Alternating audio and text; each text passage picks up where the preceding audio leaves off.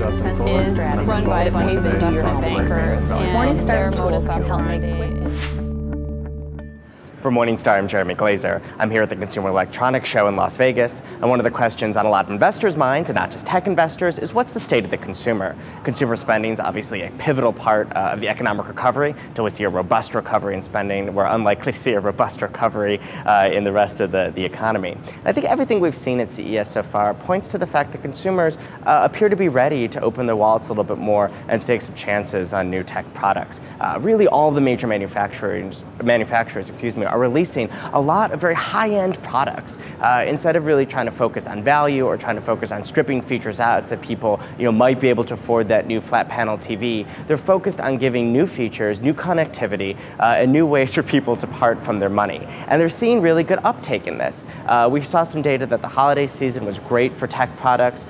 They were some of the most wished for items for Christmas, and I think a lot of people got what they wanted. That certainly, I think, points to people willing to be a little bit more open, willing to upgrade, willing to go the kind of that extra mile. And I think we've seen this in a couple different categories. The first category is certainly smartphones. I think that's one that everyone has seen the proliferation.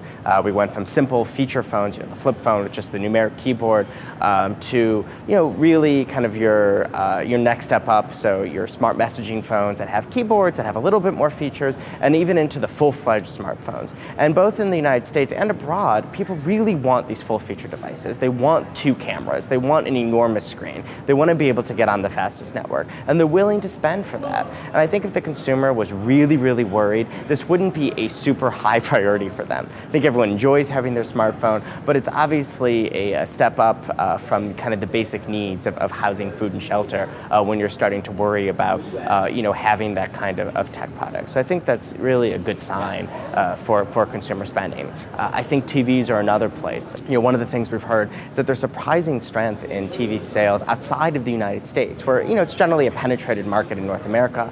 But in Western Europe, there's a huge demand for flat panel TVs, for all sorts of new devices. And for an area in a region that's supposedly going under all these austerity measures that consumers are really afraid, the fact that they're willing to maybe splurge a little bit and get this new piece of technology, I think also bodes well for spending. There's a lot of new products that are aimed towards those markets, and that doesn't even start getting into emerging markets. When you start looking at India, you start looking at China, the demand for these high-end video equipment is really substantial. And what's happening and what we've seen is that consumers in those markets really want to leapfrog current technology. So most American families probably started off with a CRT television and some other low-end products before they moved into the high-def TV. A lot of places in emerging markets want to skip those steps and go right to that high-end product. We're seeing very much an aspiration desire to participate in sort of the way the rest of the world is participating. So for us, it's a terrific growth engine, but it also isn't a growth engine that drives necessarily lower price products or cheaper products. It's a very good mix of product for us. And finally, another place that we've seen a lot of consumer excitement is actually building around kind of laptops and netbooks and other and tablets, and other portable devices that people want and see that they need a new PC. And when they're going to upgrade, they're looking at a lot of new kinds of products that they're willing to check out a tablet. We've seen an unbelievable number of tablets here, and I think we're going to see even more rollout over the next year. We've seen netbooks continue to be more and more important. Intel thinks that netbooks are going to be a huge category, even bigger than sales were this year. Certainly, people are a little bit more cautious when it comes to those. I don't think we see the huge demand for new laptops, new desktops than we saw when we were on kind of that very high end of the adoption curve. But people are going to replace their old ones, and I think that's clear, and that the manufacturers are really trying to provide new features that are going to push people to do that. They can see how much better the performance has gotten. And once they kind of get hooked on that and hooked on new operating systems, they're going to be there spending money.